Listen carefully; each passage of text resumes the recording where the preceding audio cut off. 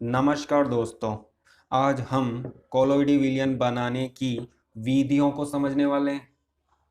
कोलोइडी विलयन में क्या होता है? कोलोइडी विलयन में दो प्रावस्थाएं होती हैं, पारिक्षिप्त प्रावस्था और पारिक्षेपण माध्यम। पारिक्षेपण माध्यम अधिक मात्रा में होता है और इस माध्यम के अंदर कोलोइडी पदार्थ के कण पारिक्षिप्त प्रावस्था में होते हैं।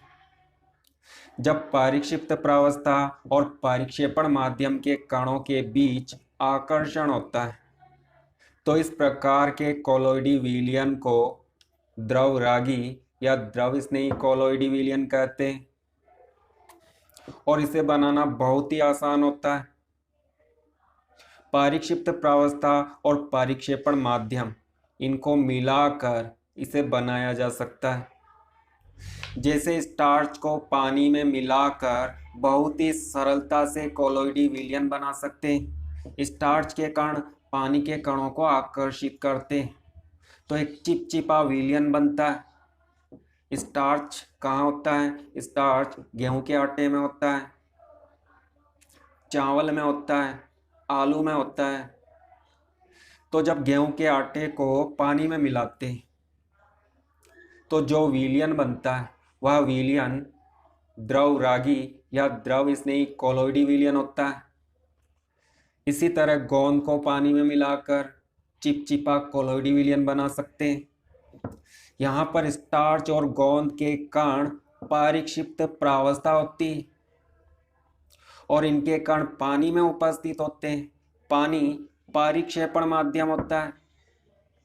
जानवरों की हड्डियों से या उनके अंगों से जिलेटिन बनाया जाता है और जिलेटिन के पाउडर को पानी में मिलाने पर पारदर्शी गंधहीन स्वादहीन विलयन बनता है। तो इस विलयन को बनाना बहुत ही आसान होता है, परंतु द्रव विरागी विलयन को बनाने में कठिनाई आती है क्योंकि इस विलयन में पारिक्षिप्त प्रावस्था और पारिक्षेपण माध्यम के कणों के बीच प्रतिकर्षण होता है। और अगर आप कोलोइडी विलयन बनाना चाहते हो तो इसके लिए विशेष विधियों का उपयोग करना होगा। ये विधियां कौन कौन सी हैं? द्रव विरोधी कोलोइडी विलयन बनाने की दो प्रमुख विधियां होती है, पारिक्षेपण विधियां और संघनन विधियां। पारिक्षेपण विधि में क्या होता है? जब कणों का आकार बड़ा होता है, जिस पदार्थ का हम कोलोइडी विलयन बनाना चाहते हैं उस पदार्थ के कणों का आकार बड़ा होता है तो इन कणों को तोड़कर छोटे छोटे कोलोइडी आकार के कणों में बदला जाता है। कोलोइडी कणों का आकार 1 नैनोमीटर से 1000 नैनोमीटर के बीच होता है। जब किसी पदार्थ के कणों का आकार 1000 नैनोमीटर से बड़ा होता है, कणों का आकार 1000 नैनोमीटर से बड़ा होता है तो इन कणों को तोड़कर छोटे आकार के कणों में बदला जाता है। ऐसे कणों में बदला जाता है जिनका आकार 1 नैनोमीटर से 1000 नैनोमीटर के बीच होता है।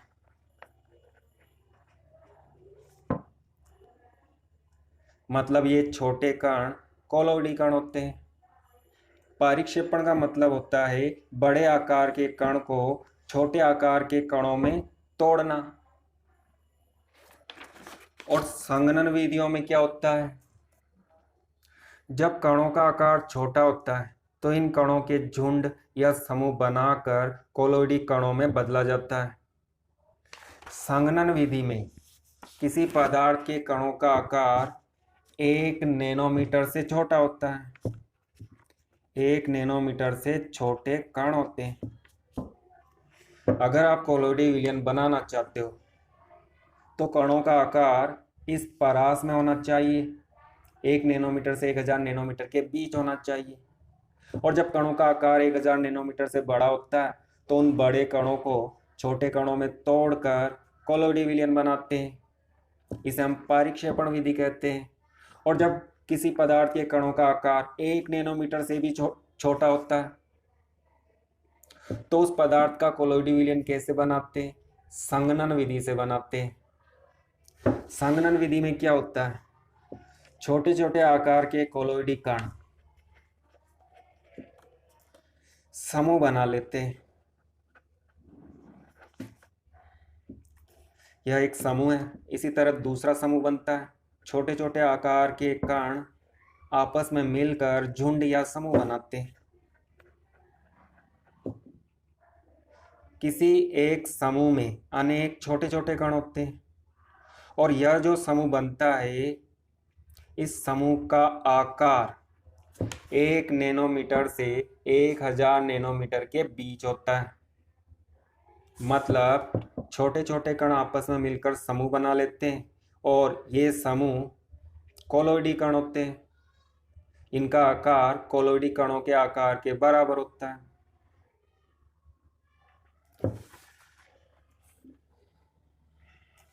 पारिक्षेपण विधियां 3 प्रकार की होती है।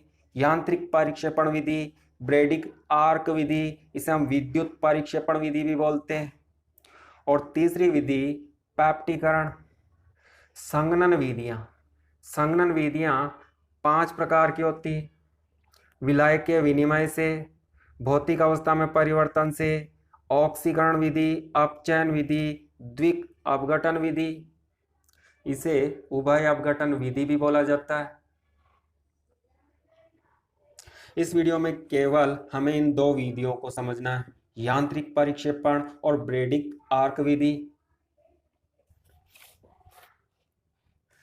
यांत्रिक परिक्षेपण विधि बहुत ही सरल विधि है।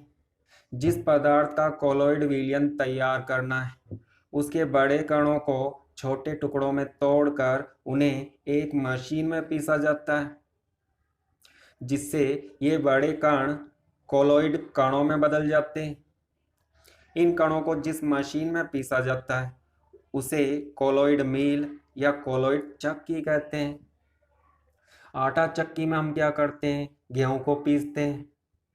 ठीक उसी तरह यहाँ पर कोलोइडी चक्की होती है। इस चक्की में वृत्ताकार 2 डिस्क लगी होती है। इसमें 2 वृत्ताकार डिस्क या पार्ट होते हैं। पार्ट बोल सकते हो या डिस्क बोल सकते हो। और ये दोनों पार्ट विपरीत दिशा में घूमते हैं। एक घड़ी की सुई की दिशा में घूमता है तो दूसरा घड़ी की सुई की विपरीत दिशा में घूमता है, और इन दोनों पार्ट के बीच उस पदार्थ को रखा जाता है जिसका हम कोलोइडी विलयन बनाना चाहते हैं। सबसे पहले उस पदार्थ का चूर्ण बनाते हैं और इस चूर्ण को इन दोनों डिस्क के बीच में रखा जाता है। डिस्क को घुमाने के लिए डिस्क पर बेल्ट लगी होती है और ये बेल्ट मोटर के द्वारा संचालित होती है। तो बहुत ही आसान विधि है। इसमें 2 पार्ट होते हैं और दोनों पार्ट के बीच में पदार्थ को पीसा जाता है। पीसने पर क्या होता है? बड़े आकार के टुकड़े छोटे आकार के टुकड़ों में बदल जाते हैं। इन छोटे टुकड़ों का आकार कोलोइडी कणों के आकार के बराबर होता है और इन कणों को किसी उचित परिक्षेपण माध्यम में मिलाकर, जैसे जल में मिलाकर, कोलोइडी विलयन बनाते हैं। तो बहुत ही सरल विधि है। धातु की 2 डिस्क होती है और दोनों डिस्क को विपरीत दिशा में घुमाते हैं तो इनके बीच में जिस पदार्थ को रखते हैं वह पदार्थ पीसकर छोटे छोटे टुकड़ों में बदल जाता है। इसमें ऊपर और नीचे इन स्थानों पर बेल्ट लगी होती है और बेल्ट को विद्युत मोटर के द्वारा घुमाया जाता है। इस विधि का उपयोग छापे खाने की स्याही बनाने में किया जाता है। छापे खाने का मतलब है प्रिंटिंग प्रेस। प्रिंटिंग प्रेस में अखबार छपते हैं, किताबें छपती है, तो उनकी स्याही इस विधि द्वारा बनाते हैं। दीवारों को जब सजाना हो तो हम पेंट का उपयोग करते हैं। दांतों को चमकाना हो तो हम टूथपेस्ट का उपयोग करते हैं, और ये सभी यांत्रिक परिक्षेपण विधि द्वारा बनते हैं। दोस्तों, बोर्ड एग्जाम में अक्सर इस विधि पर प्रश्न आता है, तो यह विधि बहुत ही महत्वपूर्ण विधि है। इस विधि के द्वारा धातुओं का कोलोइडी विलयन तैयार किया जाता है। कौन कौन सी धातुओं का कोलोइडी विलयन हम बना सकते हैं? सोने का कोलोइडी विलयन बना सकते हैं, इसी तरह चांदी और प्लेटिनम धातु का कोलोइडी विलयन बना सकते हैं। इस विधि में धातु की दो छड़ को परिक्षेपण माध्यम में डुबोते हैं। परिक्षेपण माध्यम सामान्यतः जल होता है। धातु की छड़ उसी धातु की बनी होती है जिस धातु का कोलोइड विलयन तैयार करना है। जिस धातु का हम कोलोइड विलयन बनाना चाहते हैं उसी धातु की छड़ों का उपयोग करते हैं। जब छड़ों में विद्युत धारा प्रवाहित की जाती है तो छड़ों के बीच विद्युत आर्क उत्पन्न होता है। आर्क का मतलब चिंगारी उत्पन्न होती है।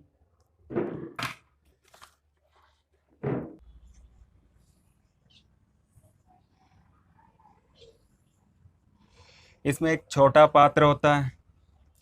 इस पात्र में परिक्षेपण माध्यम को भरा जाता है। परिक्षेपण माध्यम जल होता है। जिस धातु का कोलाइडी विलयन बनाना होता है उस धातु की छड़ों को इस परिक्षेपण माध्यम में डुबोते हैं।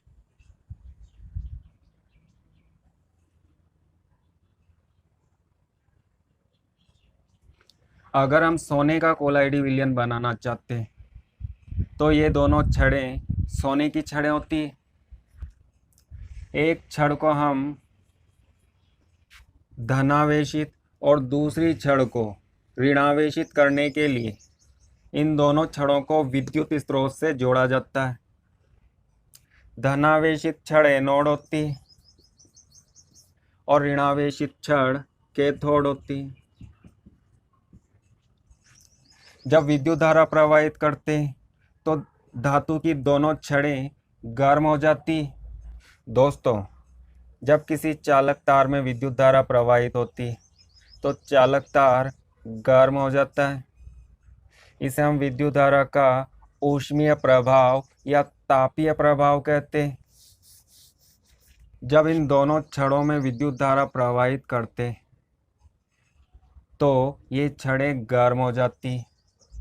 इन दोनों छड़ों के बीच यहाँ पर चिंगारी उत्पन्न होती है।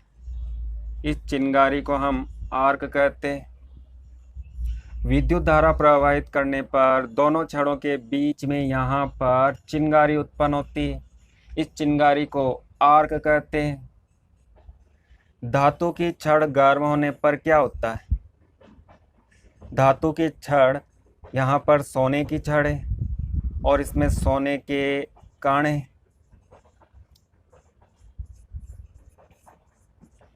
जब सोने की छड़ गर्म होती तो ये कण वाष्प में परिवर्तित हो जाते हैं।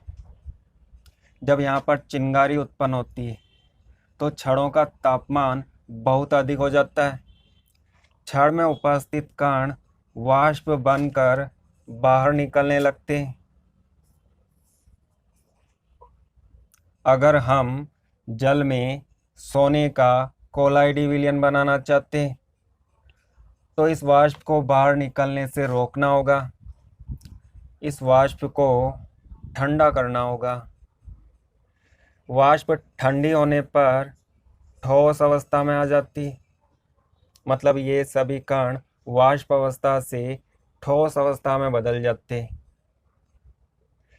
तो ठंडा करने के लिए हमें क्या करना होगा? इस छोटे पात्र को एक बड़े पात्र में रखा जाता है।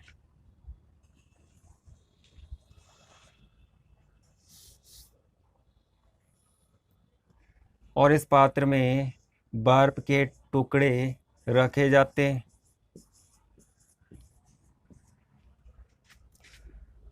बर्फ, यह बर्फ सोने की वाष्प को ठंडा करती तो सोने के कण जल में आ जाते हैं। जल यहाँ पर परिक्षेपण माध्यम होता है और उस माध्यम के अंदर सोने के कण परिक्षिप्त प्रावस्था के कण होते हैं और इस तरह से बना सोने का कोलोइडी विलयन स्वर्ण या गोल्ड सोल कहलाता है। सोल का मतलब सॉलिड, इन, लिक्विड। यहाँ पर सॉलिड सोने के कण होते हैं, सोने के कण ठोस अवस्था में होते हैं, और ये कण लिक्विड के अंदर, जल के अंदर इधर उधर फैले हुए होते हैं। तो इस विलयन को स्वर्ण सोल या गोल्ड सोल कहते हैं। तो बहुत ही सरल विधि है। छोटे पात्र में हम परिक्षेपण माध्यम को भर देते हैं। यहाँ पर हमने परिक्षेपण माध्यम जल को भरा। जिस धातु का कोलाइडी विलयन बनाना होता है उस धातु की छड़ों को लेते हैं। ये छड़ें इलेक्ट्रोड का कार्य करती है। एक छड़ को धनावेशित और दूसरी छड़ को ऋणावेशित कर देते हैं, मतलब दोनों धातु की छड़ों में विद्युत धारा प्रवाहित करते हैं। विद्युत धारा के कारण धातु की छड़ें गर्म हो जाती, यहाँ पर चिंगारी उत्पन्न होती, तापमान बहुत अधिक हो जाता है। इतना अधिक हो जाता है कि धातु की छड़ में से कण बाहर निकलते और वाष्प बनकर उड़ जाते। धातु की वाष्प को ठंडा करने के लिए छोटे पात्र को बड़े पात्र में रखते हैं और बड़े पात्र में बर्फ के टुकड़ों को रखा जाता है। बर्फ क्या करती है? धातु की वाष्प को ठंडा कर देती, तो धातु के कण इस जल में आ जाते हैं और इस तरह से बनता है धातु का कोलॉइडी विलयन। दोस्तों, सोने का कोलॉइडी विलयन अस्थायी होता है। जल के अंदर सोने के कोलॉइडी कण, जब हम कोलॉइडी विलयन को बनाते हैं तो धीरे धीरे कोलॉइडी कण आपस में चिपकने लगते हैं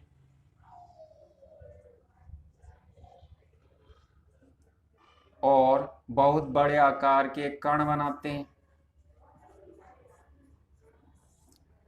इनका आकार कोलॉइडी कणों के आकार से बड़ा होता है और ये गुरुत्वाकर्षण बल के कारण नीचे आ जाते हैं और पात्र के पेंदे में एकत्रित हो जाते हैं। तो इस कोलॉइडी विलयन को स्थायी बनाना चाहते हो तो क्या करना होगा? इस विलयन में बाहर से पोटेशियम हाइड्रोक्साइड या सोडियम हाइड्रोक्साइड क्षार मिलाते हैं। क्षार में धनायन और ऋणायन होते हैं। सोने के कोलॉइडी कण के चारों ओर परत बना लेता है।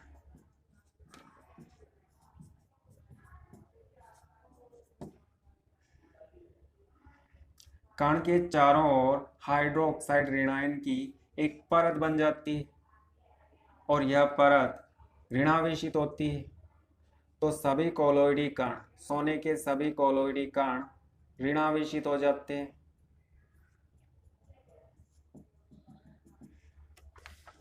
दोस्तों, समान आवेशों में क्या होता है? प्रतिकर्षण होता है और असमान आवेशों में क्या होता है? आकर्षण होता है। क्योंकि सभी कोलॉइडी कणों पर समान आवेश होता है तो ये कण एक दूसरे को प्रतिकर्षित करते हैं और इस प्रतिकर्षण के कारण ये कोलॉइडी कण आपस में मिलकर बड़े आकार के कणों का निर्माण नहीं कर पाते। मतलब ये कण एक दूसरे से चिपक कर बड़े आकार के कण नहीं बना पाते। ये इसी रूप में इस विलयन के अंदर उपस्थित होते हैं।